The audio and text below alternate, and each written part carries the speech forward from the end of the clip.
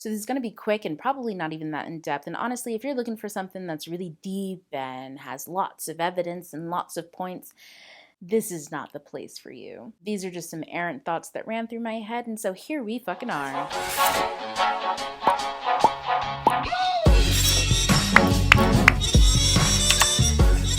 Hey y'all, it's Francine of Simone, your conscious consumer of dumb bitch shit, and today I'm here with a throwaway video on why James Gunn's Suicide Squad 2 is by far the best thing that DC can probably do. So my first point is that James Gunn really just seems to understand the material that he's working with. I mean, it takes a certain level of talent to see some dumb shit and be able to say, okay, this is dumb shit, so let's just laugh at dumb shit. I feel like when I look at other directors like Joss Whedon or Zack Snyder with, the DC universe, and that one chick who did the Wonder Woman 2 movie, Patty Jenkins, seem to lean into the self-importance of the material and not actually what the material is. And that's not to say that James Gunn is the only savior of the DC universe. By no means, no. Christopher Nolan, Todd Phillips, these directors created great movies. That being said, Christopher Nolan and Todd Phillips, they both know how to do something, and that's lean into the material. They understand the material, the dark and the gritty. That is their talent. With Christopher Nolan, when it comes to The Dark Knight or The Dark Knight Rises and then Batman Begins, I list them in that order because that's their order of greatness. You get the sense that he really understands the world that he's trying to encapsulate. And in fact, he does it without very much, lots of violence, but not very graphic violence. There's no blood to be found in that film. It's all psychological because he's opening up your mind to the world around you. The fact that the world wants a savior and at the same time doesn't want to be saved. The fact that the world is its own villain, that we are our own sickness and inherently will turn any savior into a goddamn villain. And the Joker, he's just the guy that rips off the Band-Aid. The chaotic energy that is neither good nor bad, fairly neutral, but we have to put the labels on it because with Todd Phillips' Joker, I mean the same thing. Todd Phillips had even more room than I would say Christopher Nolan did back in 2010, 11 or so when The Dark Knight came out, maybe even before then. Todd Phillips had so much more breathing room when it came to being creatively expressive about how dark and gritty our very current world is. Those two directors, just like James Gunn, really understand the material, and they also know how to lean into it. They also know how to find the talent of people who can lose themselves into the characters that they are creating. And James Gunn seems to know how to bring that out in the actors on his set as well. And it's that very specific link between Nolan, Phillips, Gunn, even the Russo brothers that makes what they produce far superior than people like Whedon, Zack Snyder, and that one chick who did that one Wonder Woman. Patty Jenkins. It's not only the ability to understand the material, it's the want to explore the complexities of how that's represented in our world today, and not, the need to be just self-important. And on that note, with self-importance, James Gunn really doesn't take himself, or his material, I should say, seriously. He probably takes his craft seriously, hence why the craftsmanship is so good. However, it's the material, and it's what he's working with and what he's doing. He doesn't take it seriously.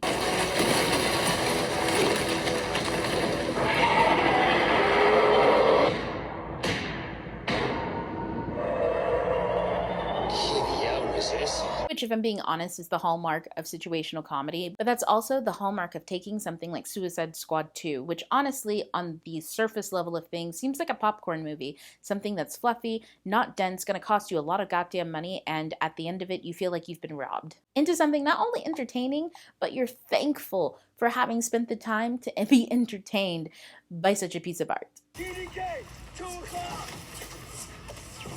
TDK is the detachable kid?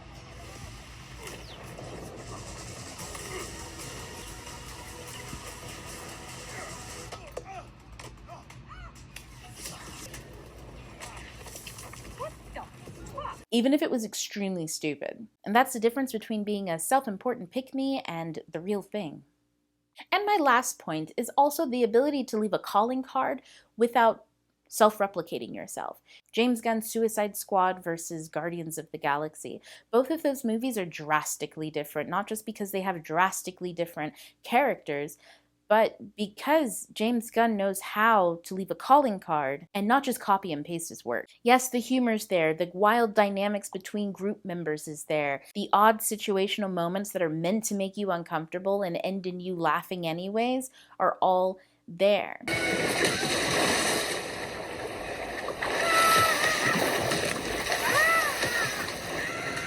wanna check on when the weasel could swim?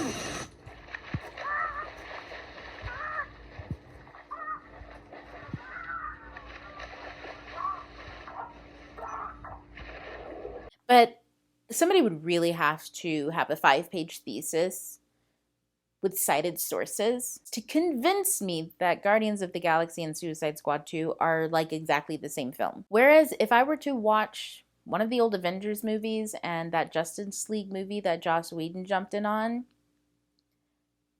and it's not just because they have similar plot systems and similar type storytellings and framework. It's not that. It's the fact that everybody in Justice League sounded like a 45-year-old white man who wrote Firefly some 10, 15-something years ago, all making the same jokes. Why would Wonder Woman, Aquaman, and a 15-year-old black cyborg sound the same and make the exact same jokes, have the exact same humor? Isn't one of them even not from this world? They're not even from the same culture. They're not even from the same continent. They're not even from the same continent. And yet, they all have the same humor. And that's because Joss Whedon doesn't know how to just leave a calling card. He has to copy and paste. It's why he couldn't continue on with the Avengers as it was gaining more complexity and as the characters were growing. They outgrew him. DC doesn't know how to grow. It doesn't know how to dive into the complexities, which is why when you have someone who exists outside the box and can create outside of the box, hop into a franchise that is inside the box, they can still create outside of it. There is still some constraints, such as the depth of the worlds meshing together, me being able to see how Suicide Squad 2 fits into the DC world. I can't. And that's because the DC world, it's not matured enough. But that's on the franchise. That's not on James Gunn. And unfortunately, when you have a franchise that's kind of run or directed by directors who cannot create outside of the box, who are either overwhelmed by the workload or under-inspired by the bland, flat characters that they have to deal with, which, I mean, to be honest, y'all, superheroes aren't that interesting. They're really kind of one-dimensional. And that's because, again, they were mostly created back when people had even less creative flexibility, less creative space where they could dive in, explore, and show the complexity of what they were working with without being silent. However, today that's not the case, and whether it's being overwhelmed, or being uninspired, the DC creators just aren't creating.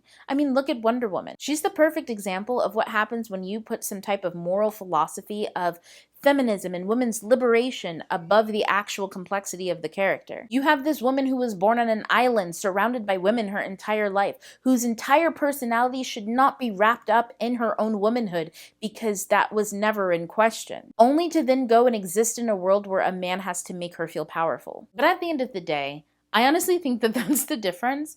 That's why we're not actually surprised that Suicide Squad 2 was great. What's there to be surprised by? We already know what James Gunn can do.